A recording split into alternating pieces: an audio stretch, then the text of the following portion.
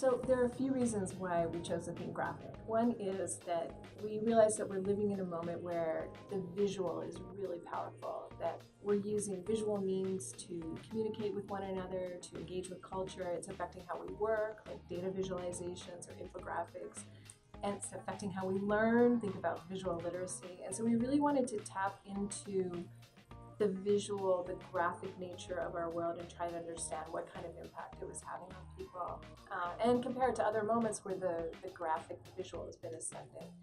But it's also the year of Art Design Chicago and the Terra Foundation's year-long initiative and thinking about how Chicago has played a role in art and design. And so I was really interested in thinking about a theme that would align with that initiative, but allow us to roam really far as well.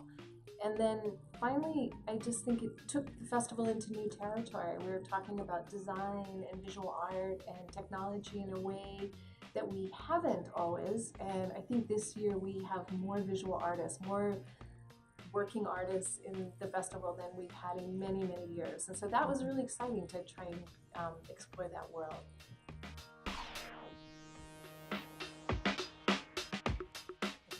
Yes.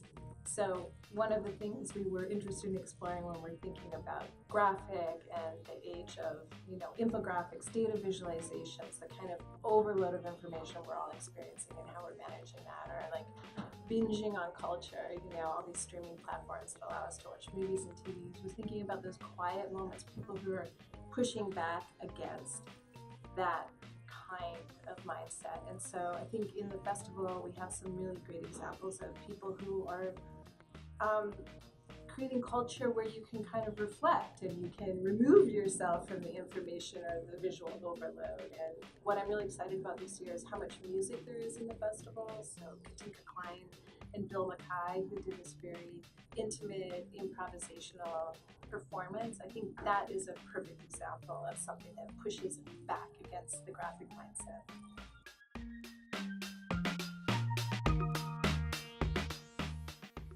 I realized that the exclamation mark is a symbol that has different meanings in different contexts. So the exclamation means one thing if you're a coder and you're writing a language. It means something else if you're a mathematician and you're doing an equation. The exclamation has a particular purpose there. And for me, of course, the exclamation references comic books and graphic novels. And so it's an emotional mark to me. It has that kind of pow, or real burst of energy. And I feel like graphic itself has that kind of energy around it. We're exploring a brave new world of visual technology and new kinds of ways of talking about information or talking about the world. And so I wanted that energy to kind of infuse the theme overall.